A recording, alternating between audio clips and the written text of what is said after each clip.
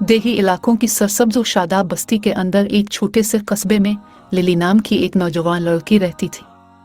शहर में हर कोई इसे दिन में ख्वाब देखने वाली के तौर पर जानता था, क्योंकि वो अक्सर अपने आप को अपने तख़य्युल की दुनिया में खोया हुआ पाया।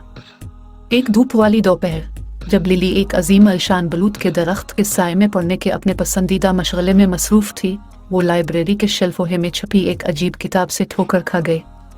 किताब, जिसका उन्वान दी इनोचिनेटेड अटलस था, पहली नज़र में आम लग रहा था, लेकिन जब लिली ने अपने गर्द आलूद सफ़ात को अंगूठा किया तो उसे मालूम हुआ कि इसमें खुफिया ताकत है।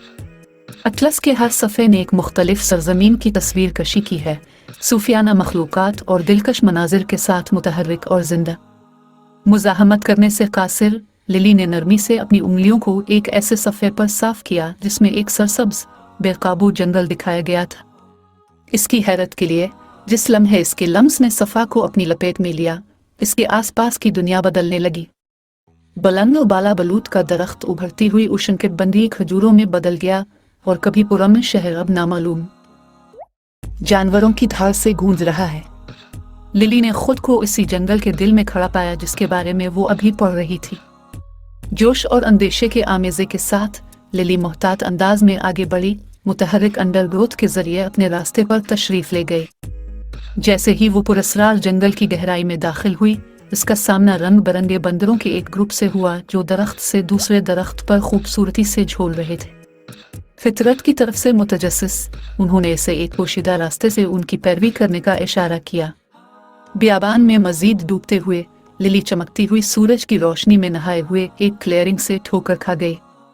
वहाँ इसका आमना सामना एक शानदार मखलूक से हुआ जिसके बारे में उसने कभी परियों की कहानियों में पढ़ा था। एक तनगा वाला, इसका कोट ताज़ा गिरी हुई बर्फ जैसा सफ़ेद था। एक तनगा वाला चांद की तरह अक्लमंद आंखों के साथ सलाम में अपना सर झुका लिया। उसने भोली हुई ज़मीनों और हर एक की मुनफरिद ताकत की कहानियाँ शेयर की। लिली के दिल में शफ़क़त को देखकर एक तंगावाला ने उसे एक ही ख्वाहिश देने का फैसला किया, द इंचेंटेड एटलस के अंदर किसी भी दुनिया का दौरा करने की ताकत। तशक्कुर से मगलूब होकर लिली ने अपने इंतखाब पर गौर किया। क्या इसे परों वाली मखलूक़ात की आसमान से भरी बादशाही का सफ़र करना चाहिए, या शायद समंदर की गहराइयों में जहाँ मत्स्यन्ना अपने मधुर गाने गाते थे। गौर से सोचने के बाद लिली का फैसला वाज़ेह हो गया। एक वसी मुस्कुराहट के साथ उसने एक तंगावाला का शुक्रिया अदा किया और उसके दिल में हमेशा के लिए उसकी गैर मामूली मुहिम जोई की याद के साथ अपने प्यारे शहर वापस जाने की ख्वाहिश जाहिर की। लिली ने अपनी आंखें बंद कर गर्मी के एहसास से झूम उठी और एक ही लम्हे में अपने आप को एक बार फिर अजीम बलूत के दरख्त के नीचे अपने हाथों में जादुई अटलस को पकड़े हुए पाया। वो जानती थी कि अगरचे सफ़हात में बहुत सी जादुई दुनिया मौजूद हैं, लेकिन सबसे बड़ा एडवेंचर वो था जिसे वो अपने अंदर रखती थी।